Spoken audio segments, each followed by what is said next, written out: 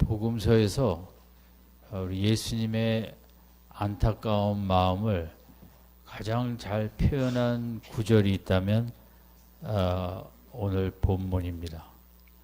또 우리 믿음 생활하는 우리들의 참 모습이 어떠한가를 가장 잘 알 수 있는 구절이라면 이제 오늘 본문이라고 할 수 있겠습니다. 오늘 본문은 이제 전반부는 나를 불러 주여 주여 하면서도 없고 후반부는 어찌하여 나의 말하는 것을 행치 아니하느냐. 그러니까 전반부와 후반부가 너무 맞지 않는다는 것입니다. 예수님이 보실 때 우리가 이제 앞뒤가 맞고 그게 이제 맞는 건데 앞하고 뒤하고 너무 안 맞는 믿음 생활을 하고 있다는 주님의 이제 안타까운 지적이십니다. 그런데 또 우리 이 사람이 신앙생활 하면서도 제일 어려운 부분이 있다면 46절입니다. 그래서 이게 주님은 안타까워하시고 또 우리도 참 안타까운 부분이 46절이라고 할 수 있습니다. 인생이 특별히 신앙 안에서도 제일 위대한 고백이 있다면 예수님을 주라고 고백하는 것입니다.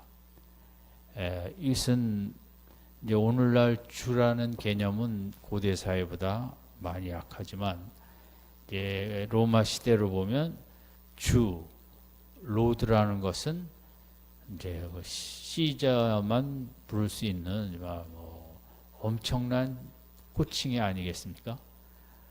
그런데 그 예수님을 주라 고백한다는 것은 세상에 그보다 더 대단하고 영적으로 볼 땐 위대하고 어마어마한 것입니다. 우리는 그저 늘 이제 주님 익숙해서 부르는데 초대교회로 말하면 예수를 주라고 고백하는 것은 목숨이 왔다 갔다 하는 대단한 그 고백이라고 할 수 있죠. 또 인간이 할 수 있는 최고의 고백은 예수를 주라고 고백하는 것입니다. 그런데 이제 우리 신앙생활에 예수님을 주로 부른다는 것은 이제 그분의 뜻을 따라가겠다는 것이죠. 그분의 뜻에 네가 순종하고 복종하고 주는 주라고 고백을 하면서 그 주 되신 분의 말씀을 귀히 여기지 않고 고백만 하고 삶은 내가 살고 싶은 대로 살면 이건 이제 신앙 생활이 기독교가 될 수가 없겠죠. 결국 이제 유교나 불교나 다른 종교도 종교의 목적에 있어서 기독교와 유사한 점은 삶의 변화입니다. 더 윤리 도덕적으로 이제 더 온전한 삶을 사는 거죠. 예수님께서도 이 땅에 오셔서 이제 이적도 행하시고 많이 가르치셨는데 그 둘 중에 더 중요한 건 가르침이죠. 그래서 이적을 행하셔서 예수님이 이렇게 능력이 많으신 분이고 하나님이 보내신 분이고 하나님의 아들이라는 그 모습을 이적이라는 능력을 통해서 입증을 하시고 이런 분이 가르치는 말씀을 너희들이 따라와야 된다. 그러니까 예수님의 이적은 이적이고 가르침은 가르침이 아니라 가르침을 꼭 따라오기 위해서 예수님의 실체를 알아야 된다는 거죠. 예수님이 얼마나 위대하신 분인가. 시시한 선생님 말씀을 우리가 아이들이 잘 안 듣듯이 그렇게 죽은 자도 살리시고 소경의 눈도 뜨게 하시는 어마어마한 분이 가르치는 가르침을 따라야 되겠죠. 그것이 이제 이적과 가르침의 어떤 연결이라고 볼 수 있죠.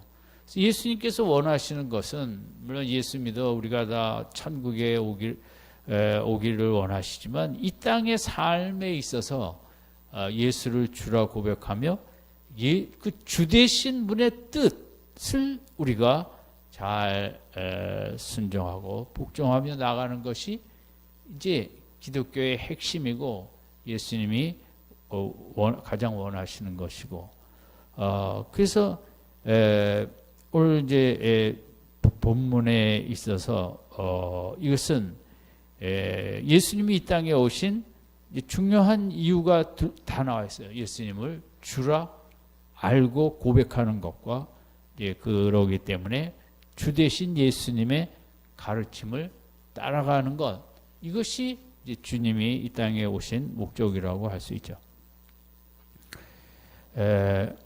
당시 우리가 아는 대로 유대교와 바리새는 외적인 규칙을 이제 잘 순종함으로써 구원을 얻는다고 생각했죠.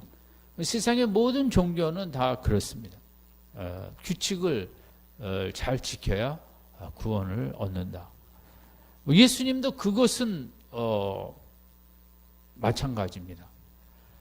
그런데 예수님이 원하시는 것은 그저 외적으로 가슴이 없이, 가슴에 어떤 사랑과 가슴의 뜨거움이 없이 외적 규칙만 이렇게 순종해 나가는 것을 예수님은 너무 싫어하셨고, 그게 이제 제일 오셔서 책망을 많이 하신 부분이죠. 이제 순종을 하되 가슴으로 먼저 순종을 하고, 그리고 그것이 외적으로 드러나기를 예수님이 원하셨는데, 당시 예수님의 많은 사람들이 따라다니지 않았습니까? 많은 사람들이 따라다녔는데, 오늘도 뭐 교회 이제 뭐 3만 명이 모이든 뭐 10만 명이 모이든 어느 교회나 좀 비슷하지 않을까 싶습니다. 예수님 당시와 예수님 말씀하실 때 다 듣고 떠날 때 오늘 좋은 말씀 들었네. 이제 그리고 떠나서 끝. 이러면 이제 그래서 좋은 설교 들었네. 오늘날도 그런 분들이 있겠죠.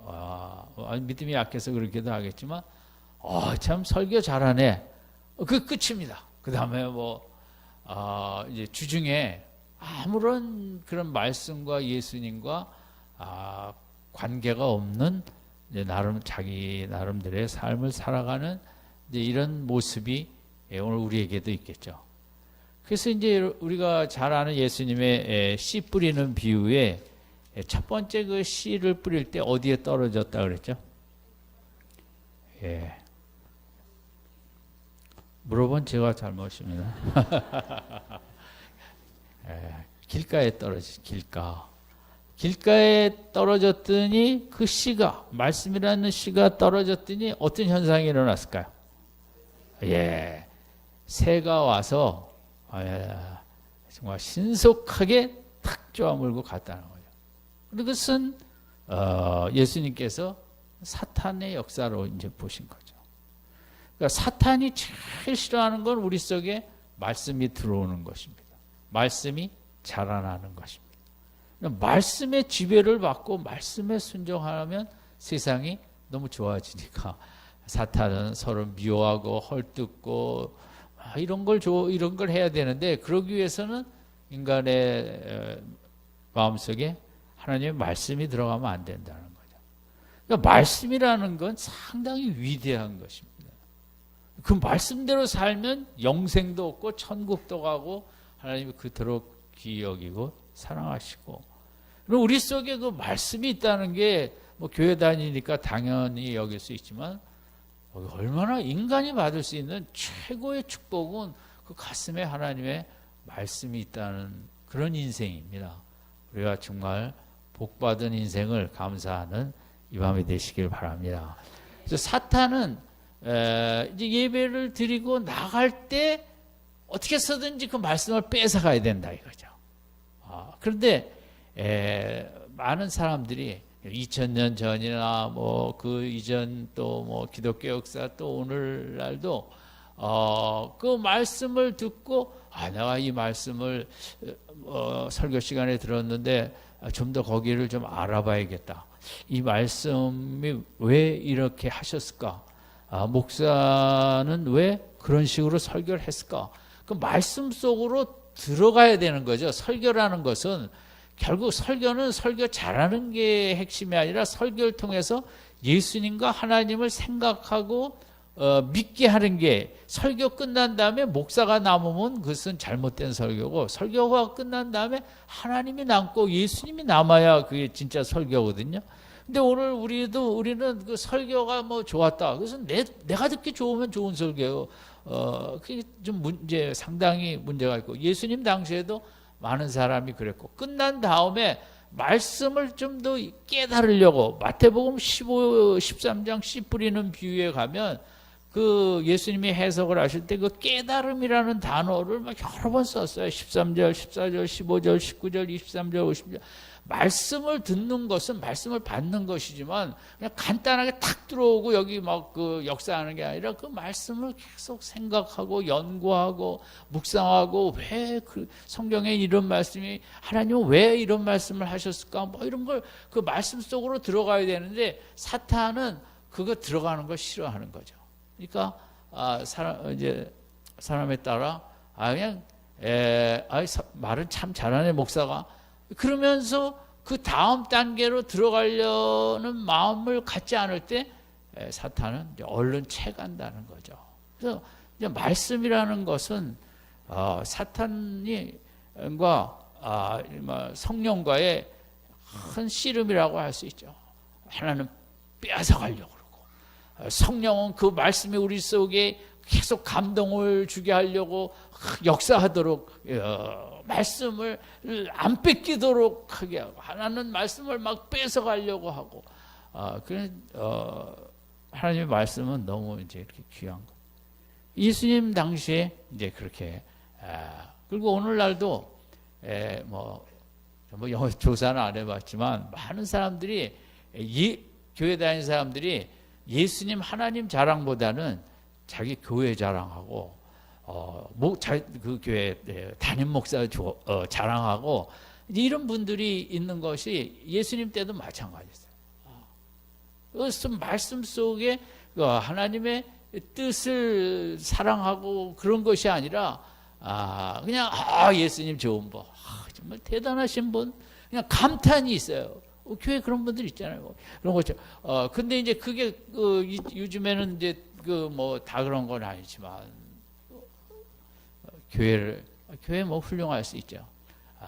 목사님 뭐 훌륭할 수 있죠. 제가 보기엔 인간은 다 거기가 거긴데, 또 말 잘하시는 목사님들이 있어요. 이렇게 굴러가는. 근데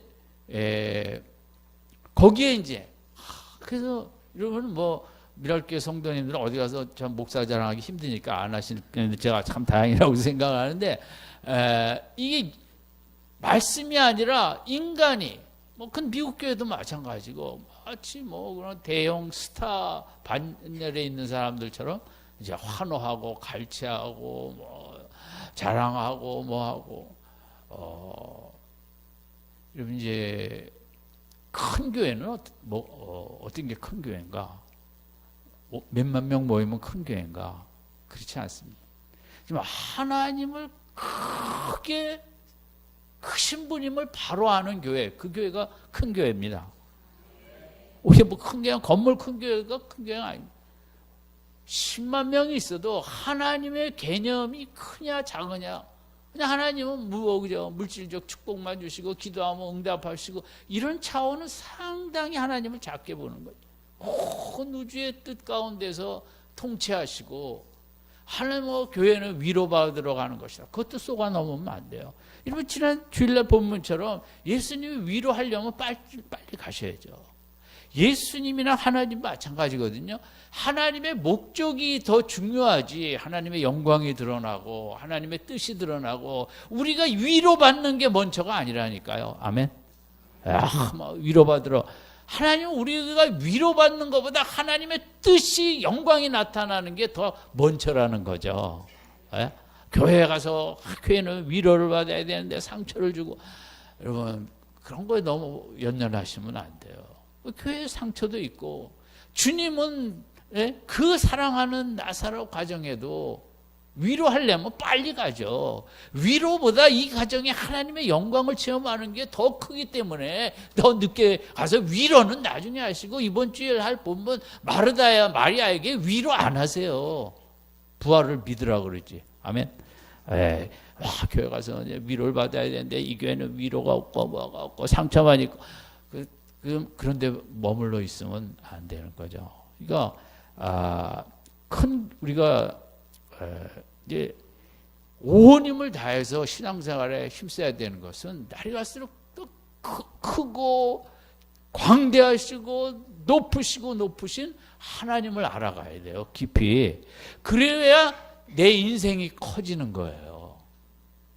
오늘 내 인생이 왜 시시한 줄 아세요? 만약 시시하다고 만약 느낀다면 하나님이 작으니까 내가 시시한 거예요. 내가 시시하게 느껴지는 거예요. 하나님이 크게 느껴지면 내 인생이 너무 커갖고 뭐 어쩔 줄 모르게 되는 거죠. 기뻐서. 오늘 현대 교회는 하나님이 너무 작아요. 그냥 기도하면 요거 도와주고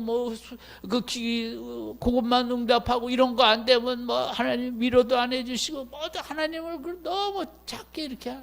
하나님 그런 분이 아니에요. 하나님의 목적이라면 풀무불에도 집어 던지고 그러는 하나님이세요.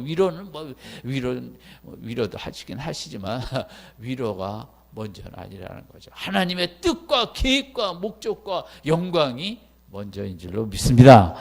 어떻게 해서든지 하나님이 크신 하나님을 우리가 알아가야 내 예배가 바뀌는 거예요. 왜 우리가 예배가 뜨겁지 않은가? 하나님이 작은데 그렇게 예배 드리러 오는 마음이 작은 거예요. 정말 하나님이 크시다면 이 예배에 나오는 마음 태도가 다르고, 와서 정말 기도로 묵상하고 간절히 사모하고 일찍 나와 기도로 준비하고, 하나님이 크시다면 어떻게 예배 시간 앞에 시시한 태도를 가질 수 없는 거죠. 아멘. 하나님이 작으니까 늦게 가도 그만, 해도 그만, 그렇게 시시해지는 거죠. 우리 현대 기독교는 하나님의 크기가 너무 작아진 거죠. 그래갖고 이렇게 능력도 안 나타나고, 하나님을 이렇게 작게 여기고 시시하게 여기고 대충 가고 늦게 가고 아무렇게나 입고 가고 이러는데 하나님의 무슨 역사가 나타나겠냐고. 교사든 성가대든 목사든 마찬가지입니다. 하나님이 얼마나 크신 분인가를 알 때 거기에 하나님의 큰 역사가 나타날 줄로 믿습니다. 예수님의 안타까움이 주라는 게 얼마나 어마어마한 그런 의식이고 개념인데, 그런데 입술로는 주요 해요. 그런데 마음속에 그 주는 너무 작기 때문에 그분의 뜻이 해도 그만 안 해도 그만 이제 이렇게 된다는 거죠. 그래서 이 부분에 이제 우리 인간의 정말 하나님, 이 당시도 문제는 예수님의 아직 실체에 대해서 눈을 못 뜨니까 이제 이렇기도 한데, 예수님은 이 말씀이 그 다음에 길가에 떨어진 다음에 어디 떨어졌다 그랬죠? 돌짝은 아니고 돌밭이에요. 짝을 넣으셔도 좋고, 어쨌든 그런 거 정도는 외우셔야죠. 그죠? 처음에 어디? 길가는 그냥 떨어지자마자 누가 채갔다? 여러분도 그런 날 있죠. 예배 드리자마자 신경질 팍 남은 거, 사탄이 말씀을 탁. 그 돌밭에 부러진 것은 처음에는 기쁨이 있다 그랬어요. 그죠? 예배 끝나고 30분은 기쁨이 있어요. 근데 식당 가서 신경질 나게 걸고 치고 이러면 잠시 기쁨을 받았으나 뿌리를 내리지 못하고 환난 바켓이 즉시 넘어진다. 여기서도 마찬가지인데, 그러니까 말씀이 떨어진 다음에 그걸 꽉 붙잡으려고 대들어야 돼.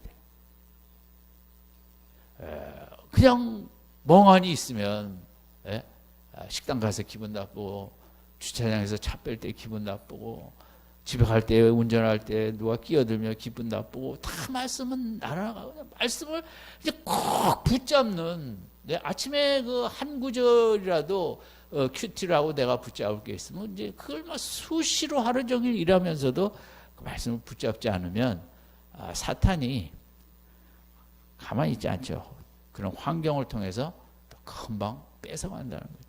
세 번째 가시떨기도 마찬가지.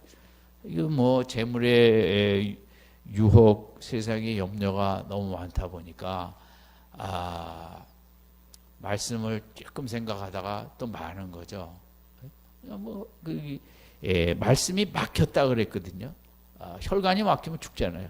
그것처럼 말씀이 막혀갖고 또 결실을 못 내는. 여기서 이제 중요하게 그 예수님의 핵심은 마태복음 13장에 깨달음에 대한 얘기를 많이, 거기 깨달음, 이런 깨달음이 없다는 거죠. 그런데 이제 그 옥토에 뿌린 자는 그걸 깨달았기 때문에 30배, 60배, 100배의 결실을 얻었다는 거거든요. 성경에 가장 중요한 게 깨달음이에요. 뭐 깨달음이라는 단어는 원어로 뭐로 써있냐면 그 이해, understanding이라는 단어로 써 있어요. 예수님은 말씀을 믿으라 그러지 않고 말씀을 이해하라 그랬어요. 이해하라는 건 이게 그냥 이해하지 뭐 그 정도가 아니에요. 이해를 하기 위해서는 정말 연구를 하고 분석을 하고 판단을 하는. 여러분 이해가 여러분이 여기 남편들 다 이해되죠? 안 돼요? 남편을 이해하는 게 쉬워요? 참 애써야 돼요? 그건 대답을 잘해요. 자녀도 그래요. 내가 낳지만 이해가 잘 돼요, 안 돼요? 누굴 닮아가? 배우 잘 닮아. 그러니까 자녀를 이해하려면 힘써야 돼요, 안 돼요? 힘써야 돼요. 이거 어떻게 생겨갖고 누굴 닮아 이렇게 됐나? 도대체 남편의 할아버지를 닮았나? 몰라. 막 깨고 올라가갖고 핏줄도 조사하고 여기저기해서 그렇게 해서 이렇게 됐구나. 뭐 이해한다는 것은 상당히 애씀이 필요해요. 영화를 보고 제가 이해가 안 되면 저희 집사람한테 또 물어보고 아까 그 사람이 무슨 말 했지? 왜 그런 말 했지? 이해한다는 것, 거기 수고가 필요한 거죠. 이해라는 건 어떻게 보면 공감도 되는 거거든요. 공감은 상대방의 감정을 같이 느끼는 건데, 같은 감정을 갖는 건데, 그러려면 상대방의 마음, 감정을 같이 나누려면 상당히 애를 써야 된다는 거죠. 제가 이제 군대 생활할 때, 이제 사령부가 있고 저희 의정부 시내에 있었는데 저희 이제 헌병대는 그 밖에 있었어요. 그런데 오늘 아침 이제 출근을 하는데 걸어서 이제 사령부로 올라가는데 젊은 엄마인데 아기를 얻고 와갖고 봉투를 주면서 동생이 뭐 급한 일이 있다고 편지를 보냈는데 이 부대가 어디 있냐는 거예요.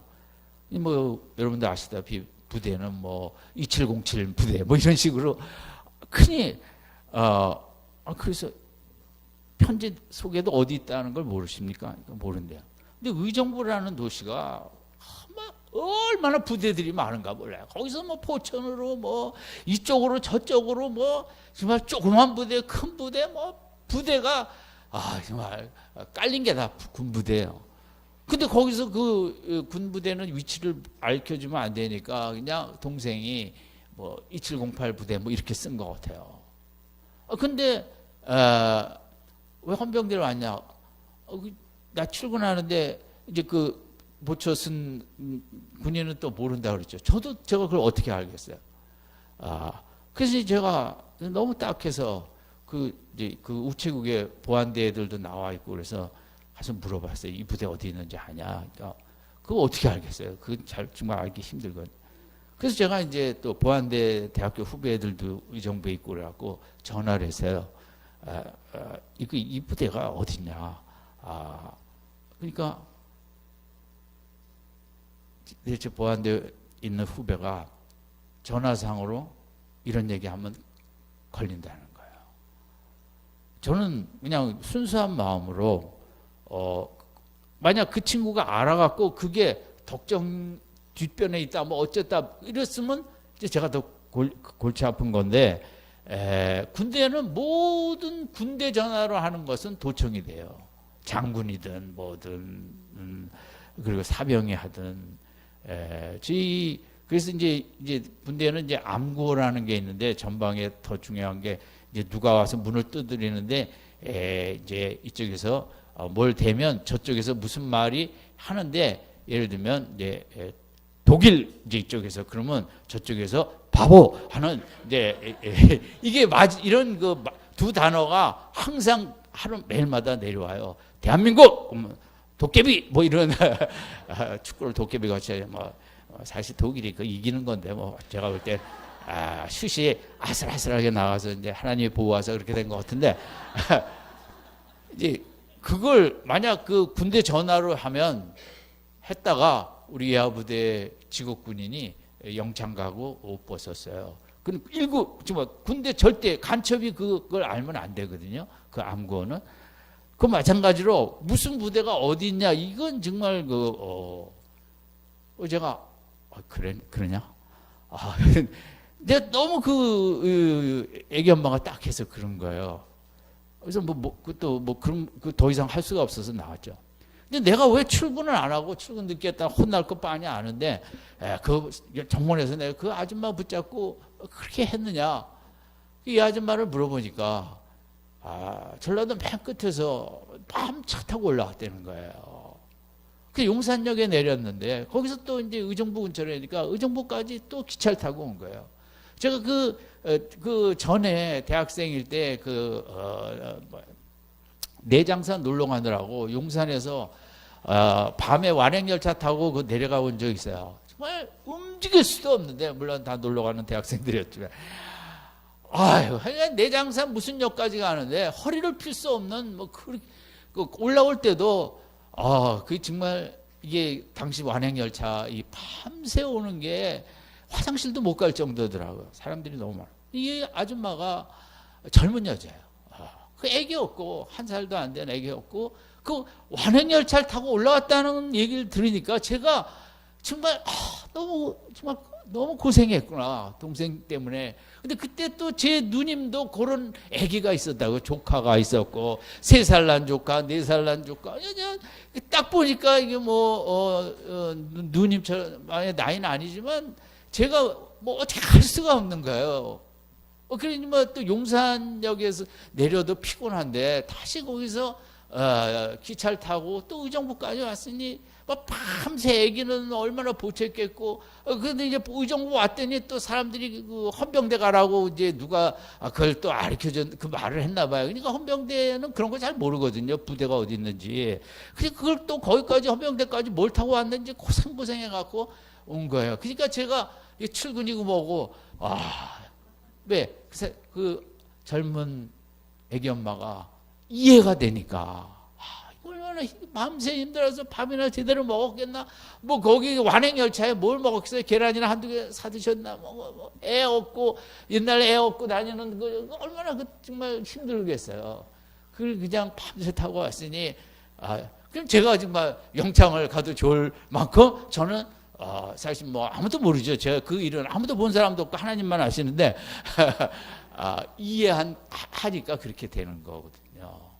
예수님이 이해가 돼야 돼. 이해가. 정말 이분이 왜 이 땅에 오셨을까? 온 우주를 지으신 그분이 왜 이분이 십자가에 돌아가셨을까? 이해가 될 때 그 순종이 되는 거예요. 가슴에 감동이 있고. 그래서 순종하자 해서 이제 외적으로는 할 수 있지만 오늘 본문이 그런 본문이라는 거죠. 이게 예수님이 야단도 치셨지만 이 참 우리로서는 인간으로서는 쉬운 본문은 아니라는 거죠. 자꾸만 이제 겉으로만 우리가 지키려고 대들지. 예수님은 진짜 그 순종을 마음에서 우러나온 순종을 해야 될 텐데 그게 안 되고 맨날 이렇게 주여 주여는 그럼 우리가 얼마나 주여 주님 사랑해요. 얼마나 뭐 찬송할 때는 우리 천사처럼 오늘도 그냥 주님을 향해 그냥 그럴 수 있어요. 감정적으로 찬양할 때 막 따라가면서 눈물도 날 수 있고, 근데 그 이해가 없는 감정으로 끝날 수가 있다. 이해가 깊은 이해가 없는 고백이 될 수 있다는 거죠. 우리가 오늘 그 6장 46절 이게 뭐 남의 얘기가 아니라 내 얘기로 보면 돼요. 저는 뭐 제 삶이 믿음이 이렇습니까? 얼마나 주님 사랑하는데요. 눈물도 흘리면서 그냥 주님. 그런데 뭐가 안 될까요? 그 다음에 나의 말하는 것은 행치 아니하고 주님은 좋아요. 이게 문제인 거죠. 그죠? 아이들이 엄마는 좋아요. 엄마 말을 안 들어서 그렇지. 우리랑 똑같다 이거죠. 남편들이 아내는 좋아요. 근데 아내 말을 존중을 잘 안 하는 거랍니다. 그래서 오늘 본문을 참 어려운 본문이다. 우리 신앙생활에 쉽지 않은 본문. 우리의 영원한 과제죠. 주여 주여 하면서 정말 가슴으로 우리가 순종해 가는 그것이 이제 우리들이 해야 될 일이거든요. 어떻게 하겠습니까? 저는 이 본문을 순종합시다. 아멘. 그것도 다 쇼라 이거죠. 기도하시면서 제일 중요한 게 하나님의 마음을, 예수님의 마음을, 십자가를 지신 마음을 자꾸 이해하려고 대드세요. 왜 오셨을까? 왜 십자가를 지셨을까? 이해하려고 해야 돼요. 그래야 진짜 주님이 원하시는 귀한 순종이 나타날 줄로 믿습니다. 그러니까 교회 와서 저희 교회는 많은 일은 안 한다고 생각해요. 저도 교회를 많이 하는 거 7세기고 그래서 작은 일을 하든 어떤 일을 하든 이제 우리 마음에 정말 주님을 알기 때문에 크신 분임을 알기 때문에 그 크신 사랑을 이해하기 때문에 순종하는 우리 귀한 성도님들 되시기 바랍니다. 그래서 오늘 말씀은 어렵습니다. 기도 많이 하고 성령 충만 받고 그래야 성령이 제일 좋아하시는 것은 우리가 주님의 마음을, 하나님의 마음을 이해하려고 할 때 좋아하세요. 무작정 믿는 건 오래 못 가요. 깊은 이해, 깊이 알아가는 어떤 목사님이 우리 교회 홈페이지에 우리 교회에도 써있죠. 주님을 깊이 알아가는 교회, 나를 깊이 알아가는 교회. 너무 은혜롭대요. 근데 우리 본교회는 한 번도 은혜롭다는 얘기를 난 들어본 적이 없습니다. 그거거든요. 이해라는 것 깊이 알아가는 거거든요. 근데 우리는 너무 피상적인 것에서 머무르기 때문에 고백도 잘하고 외적 순종도 잘해요. 그런데 정말 주님이 원하시는 것과는 거리가 있다는 거죠. 어떻게 오늘 본문 여기 주여 주여 부르면서 나의 하는 것을 잘 왜 행하느냐 이런 믿음이 되시기를 원하는 줄로 믿습니다. 믿음 생활을 우리가 바로 이렇게 잘하는 게 중요합니다. 아무쪼록 예수님의 의도가 우리 마음에 전달돼서 이 말씀 속에 깊은 뜻을 잘 따라가시는 우리 성도님들 되시기를 주님의 이름으로 축원드립니다. 기도하겠습니다.